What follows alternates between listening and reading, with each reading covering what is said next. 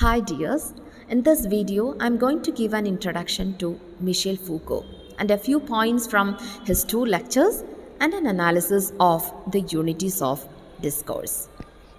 Let me give you an introduction to Michel Foucault, a French philosopher, historian, social theorist, and literary critic. His major works are The History of Madness, The Order of Things, The Archaeology of Knowledge, Discipline and Punish, and The History of Sexuality.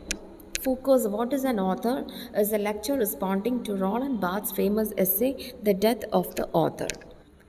The Unities of Discourse is the first chapter of Foucault's book, The Archaeology of Knowledge and the Discourse on Language. And here, Foucault wants to exploit the discontinuity of the historical record. Foucault says historical analysis always encounter conceptual problems when the historians find rupture, discontinuity, shift, etc. For such an analysis, we must get rid of certain notions which are needs to be questioned. The first one is notion of tradition. Tradition makes us feel that everything we see was same until something dramatic happened. And tradition was also once new. And we also attribute the newness in tradition to any genius who understands things enough to break the tradition. And Foucault says that tradition can be changed and we cannot attribute this change to any single genius. Second one is the notion of influence. When people are talking about influence, they are connecting something to the past in order to make us feel that there exists a causal process that reflects one author leaving a stamp of meaning on another author's mind. We always say one thing is influenced by other, or one author is influenced by the other.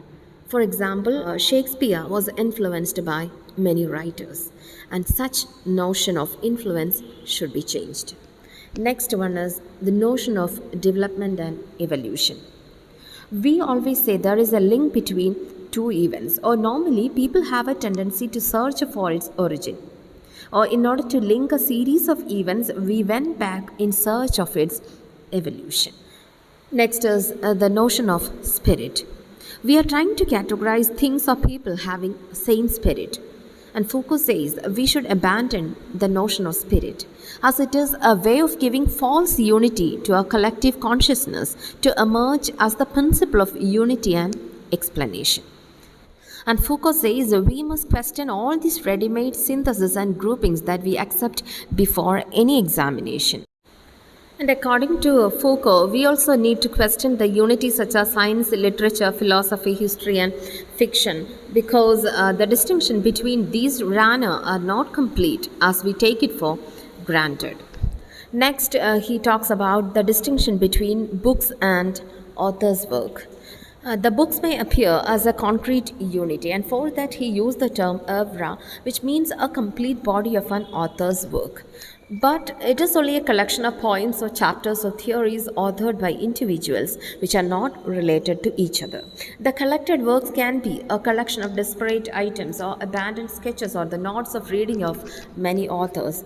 Then he asks us a question: how can we combine such works into a meaningful unity? And for that, Foucault asks us to abandon certain beliefs about unity. And we believe that there is always a secret origin of everything and a secret cause or a single mysterious event. And Foucault says the acceptance of these artificial unities must dismiss our tranquility. We can accept the unities, but at the same time, it should disturb our tranquility. Once we stop accepting the concept of unities for granted, then we will be able to think more creatively, where we reconfigure with new concept with our power to escape old conceptual traps. And to configure what is before us, we should decide what to say based on our own determination. And he adds, if we return to the old unities abandoned by us, our task will be a failure. Instead, we should try to look for the emergence of the meaning in the cracks of our own understanding. And Foucault says it is not possible to dismiss all the inherited unities, and for that we need to get some guidelines to which unities to erase. The field of unities which we dismiss should be vast, and we should reflect in depth on the new statements that emerge from our reconfiguring. Foucault says two facts should be kept in mind. The first is the analysis of discursive event is no way limited to any particular field. The way we divide this new field into new unities is not intended to be permanent. It too would remain available for revision. Let me conclude. The first chapter of archaeology is an attack on all the previous ways in which the mass of historical documents has been organized to create categories that seem to offer coherence. Two lectures is the fifth chapter of Michel Foucault's book Power Knowledge, selected interviews and other writings from 1972 to 1977. So, this question is an important one, and the book is edited by Colin Gordon. The two lectures delivered in France in 1976, and it's an overview of Foucault's genealogical research. He used Nietzsche's concept of power, and also he attempts to explain the evolution of his theory of power. What is his notion of subjugated knowledge? According to him, subjugated knowledge is the kinds of knowledge that are excluded from dominant discourse. The knowledge enjoyed by the privileged class is disrupted by the irruption of subjugated knowledge. So then, repressed and degraded knowledge has started to sprout. He used the term episteme to refer to the knowledge system of a particular time. Power and knowledge are inextricably linked. If we have knowledge, we have power, and if we have power, we can create knowledge.